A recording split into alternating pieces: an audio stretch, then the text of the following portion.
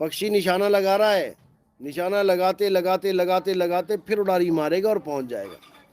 तो इसी को बोला निशाना कोई मारे संत सुजान। संत सुजान क्या करेगा? निशाना लगाएगा। निशाना लगेगा तब बात बनेगी, और निशाना चूक गया तो सीधे गर्भजून में आ जाओगे।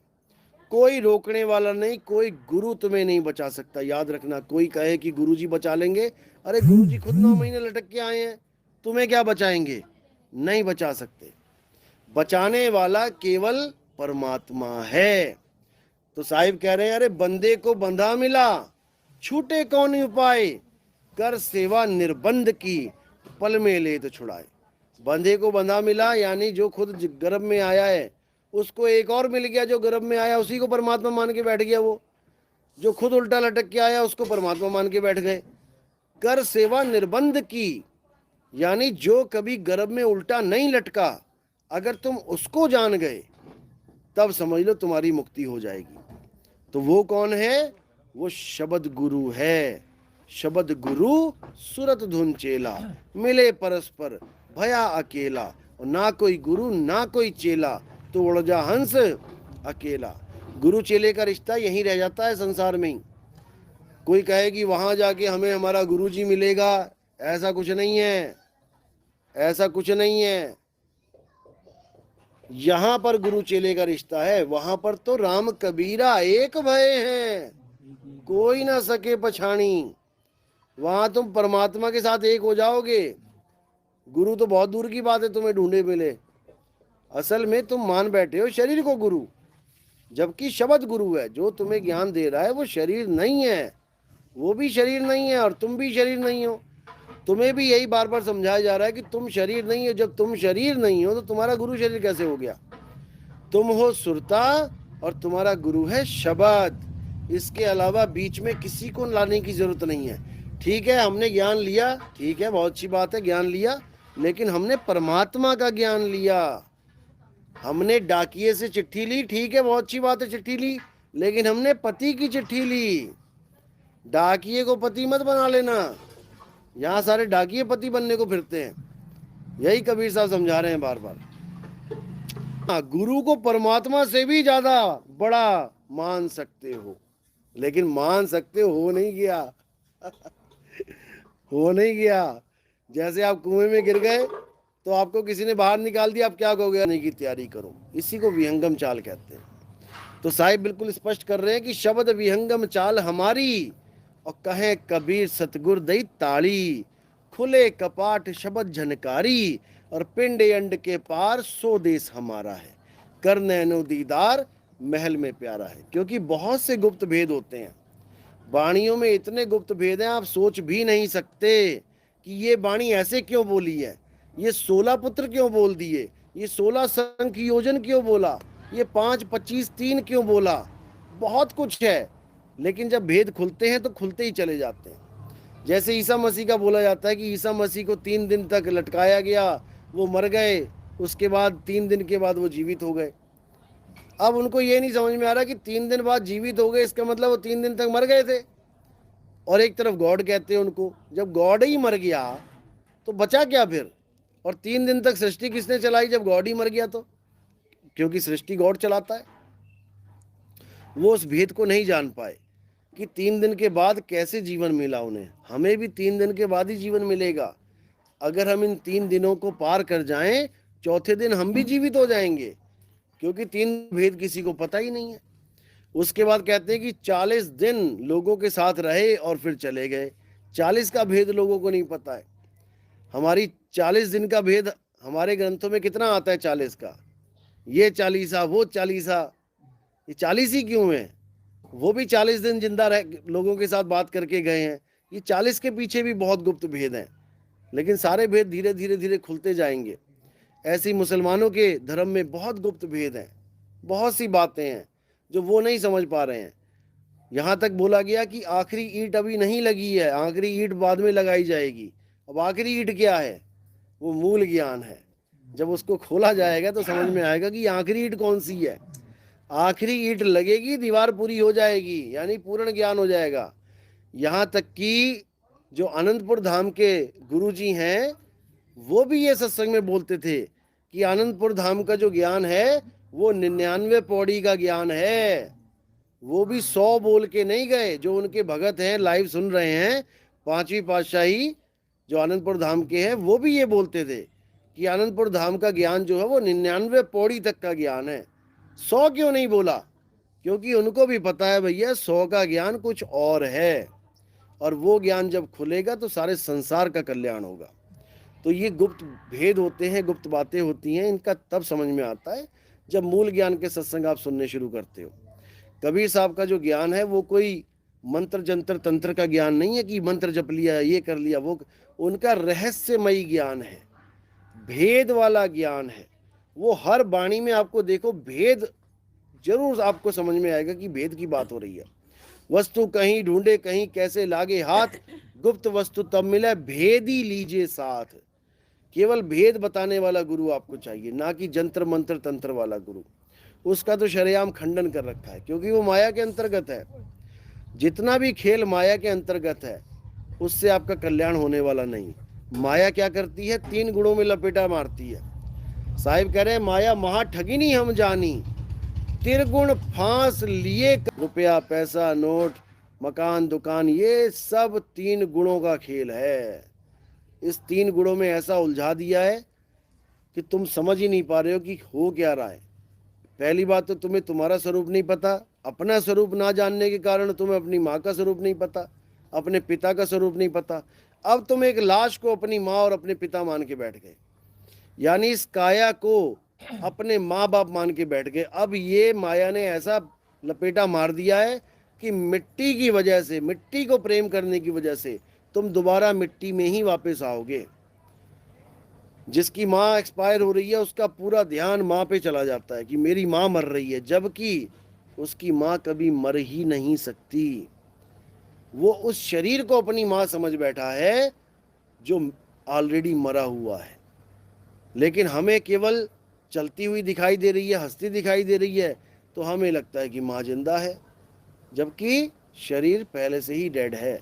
जैसे रुका हुआ पंखा है, रुके हुए पंखे को कोई नहीं कहता पंखा मर गया, पंखा मरा हुआ है, कोई नहीं बोलता। जैसी बिजली आती पंखा चल पड़ता है, तो कभी ये नहीं कहते पंखा जिंदा हो गया, कभी नहीं कहते। क्या कहते हैं? बिजली आ गई। और जैसी बिजली चली जाती है कभी नहीं कहते अरे पंखा मर गया, कभी नहीं कहते। क्या कहते हैं? बिजली चली गई। क्यों कहते हैं? क्योंकि हमें पता है कि इस मुर्दे को चलाने वाली बिजली है। आई तो चलेगा, गई तो रुकेगा। लेकिन हम अपने माँ बाप भाई बहन यार दोस्त में ये फार्मूला फिट नहीं कर पाते कि बोल रहा है खा रहा है तो इसका मतलब आत्मा है, और बोल खा नहीं रहा खत्म तो इसका मतलब आत्मा नहीं है। इस फार्मूले को फिट करो तो जितना भी आपका ये मोह बंधन है कि मेरी माँ मर गई, मेरा पिता मर गया, हम मर जाएंगे, ये भ्रम टूट जाएगा। साहिब कहते हैं इस दुनिया में सब कुछ होता है लेकिन कोई मरता नहीं है।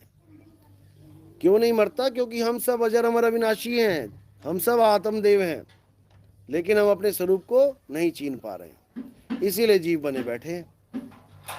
और जब वेदी गुरु मिल गया तो यही जीवात्मा अपने परम पद को प्राप्त करेगी। जिसको बोला कोटि तो ब्रह्मा भय कोटि भय ईश, और साहिब तेरी बंदगी से जीव बने जगदीश। तो ये जीव ही जगदीश हो जाता है। जीव को जगदीश करने में केवल ज्ञान का रोल है, किसी देही गुरु का रोल नहीं है कि तुम किसी गुरु की आंखें ध्यान करोगे, नाक ध्यान करोगे, चेहरा ध्यान करोगे तो तुम्हें परमात्मा मिलेगा। भूल जाओ। तुम जिसका ध्यान करोगे तुम्हें वही अंदर दिखाई देने लग जाएगा। किसी का भी ध्यान करोगे, यहाँ तक कि अगर तुम किसी कृष्ण जी की मूर्ति का ध्यान करोगे तुम्हें साक्षात कृष्ण जी दिखाई देंगे मूर्ति रूप में। लेकिन लोग क्या करते हैं? लोग गुरु का ध्यान करने लग जाते हैं। अब वही गुरु पे इतना ज़्यादा आकर्षित हो जाते हैं, गुरु का शक्ल ध्यान कर करके मन एक पूरा चित्र बना के सामने रख देता है और चमचमाता चेहरा, और तुम्हें लगता है कि जी वाह भाई वाह, गुरु जी प्रकट हो गए, परमात्मा ही मिल गया। ये नहीं समझ पाते कि तुम फंस गए देह के बंधन में। गुरु देह नहीं है, गुरु शब्द है। इसीलिए शब्द की महिमा गाई जाती है। तो शब्द शब्द बहुअंतरे, सार शब्द मत लीजिए। और कहें कबीर जहां सार शब्द नहीं, धृग जीवन सो जीजे। और ये गुरु वालों क्या कह रहे हैं कि सार शब्द कुछ नहीं होता। भाई उनके लिए कुछ नहीं होता जिनको कभी मिला नहीं, लेकिन जो सार शब्द की साधना करते हैं उनके लिए सार शब्द ही सब कुछ है। उसके अलावा उनका चित्त कहीं ठहरता ही नहीं है, क्योंकि बाकी जो कुछ भी है इस दुनिया में वो चल संपत्ति है। अचल संपत्ति एक ही है, वो है सार शब्द। उसके बिना आपका जीवन ऐसे ही दोजक को जाएगा। इसलिए जो करना है अभी करना है, जो सोचना है फैसला अभी लेना है। एक बार ये इंसानी चोला हाथ से निकल गया तो ये मिलने वाला नहीं है।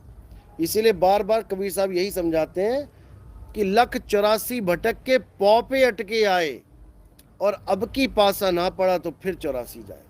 84 तैयार है, लेकिन हमें समझ में नहीं आ रहा कुछ भी। एक बार 84 में चले गए तो खाना पीना रहना दूभर हो जाएगा।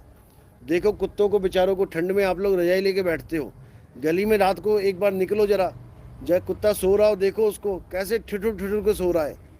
पूरी रात कांपता रहता है, सोचता है कब दिन हो जाए, कब सूरज आए। लेकिन आप लोग की मौज लगी हुई है, इंसान चोले में मौज है, लेकिन कुछ समय के लिए। और मौज इसलिए दे रखी है काल भगवान ने कि ये कहीं ऊब ना जाए अपने जन्म से। अगर हम इंसान अपने जन्म से ऊब जाए ना तो हम परमात्मा की तरफ चलने लग जाएंगे। इसलिए आदमी को सब कुछ दे रखा है। टीवी दे रखा है, टीवी में 200 चैनल दे रखे हैं कि एक से बोर हो जाए दूसरा सुन ले, दूसरे से बोर हो जाए तीसरा सुन ले, कुछ तो सुन ले। उसके बाद मोबाइल दे रखे हैं, लैपटॉप दे रखे हैं, सब कुछ दे रखा है, हवाई जहाज दे रखी है, कारें दे रखी हैं। कोई कहीं मन बहला रहा है, कोई कहीं मन बहला रहा है, केवल टाइम पास कर रहे हैं। टाइम पास कराने का पूरा इंतजाम कर रखा है काल भगवान ने कि कैसे भी इसका अनमोल समय निकलता जाए। और जब समय पूरा हो जाएगा तो एकदम बाज की तरह झपट्टा मारेगा। तो इसलिए बचना चाहो काल जाल से, चीनो शब्द हमारा। ये नहीं कह रहे कि तुम मेरी आस लगा ले कि कबीर साहब तुम्हें बचा लेंगे। वो कह रहे हैं चीनो शब्द हमारा। कौन सा शब्द? सार शब्द। बचना चाहो काल जाल से, चीनो शब्द हमारा। कहें कबीर अमर कर राखूं, जो निज होए हमारा। अमर कर राखूं यानी बार बार मरने वाला पंगा अब खत्म हो जाएगा। अब तुम्हें बार बार मरना जन्मना नहीं पड़ेगा। अब तुमने एक बार देह छोड़नी है और सदा सदा के लिए मूल में स्थित हो जाना है। यही मूल ज्ञान है। इसके अलावा कोई कहे गुरु जी का ध्यान करना है, नाभि पे ध्यान करना है, हृदय पे ध्यान करना है, अनहदनाद सुनना है, सब झूठ। जो नाभि पे ध्यान करता है वो रावण के समान है। नाभि का, रावण का कहाँ था अमृत? नाभि में था, फिर भी मारा गया। नाभि में सोच के बैठा था कि मैं तो पा लिया परमात्मा को, नाभि में है जो कुछ भी है। एक तीर लगा और काम खत्म। तो जो नाभि पे ध्यान रखे वो रावण के समान है। जो कुंभक रेचक कुंभक पूरक करवाए वो कुंभकर्ण के समान है। और जो अनहद नाद सुनवाए वो मेघनाद के समान है। तीनों राक्षस कुल के हैं ज्ञानी पुरुष। नाभि पे ध्यान करना भी योग है, रेचक कुंभक पूरक करना भी योग है, अनहद नाद को सुनना भी योग है, लेकिन राक्षसी योग है, परमात्मा का योग नहीं है। परमात्मा का जो शब्द है वो नहीं है। तो इसलिए दोनों शब्दों को पहचानना है। एक शब्द को जान के और दूजा दे बहा, चंचल से निश्चल भया, नहीं आवे नहीं जा। एक शब्द यानी सार शब्द को जान के बाकी जितने शब्द है बहा दे उनको, चाहे वो जाप है, चाहे अजपा है, चाहे अनहद है, तब तो तुम्हारा कल्याण हो जाएगा। नहीं तो ऐसे ही जन्म बर्बाद हो जाएगा, हाथ पल्ले कुछ रहेगा नहीं। कोई गुरु तुम्हारे पास आने वाला नहीं कि बेटा तेरा जन्म बर्बाद हो गया, कोई पूछने वाला नहीं। तुम जाओगे 84 में सीधे। नहीं तो जो लोग चले गए छोड़ के, उनके बारे में पूछ लो गुरु जी से कि आपका जो चेला मर गया, जिसको अभी सार शब्द भी नहीं मिला था, बताओ कहाँ पैदा हुआ? क्या तुम एड्रेस बता सकते हो? जब नहीं बता सकते हो तो खिलवाड़ क्यों?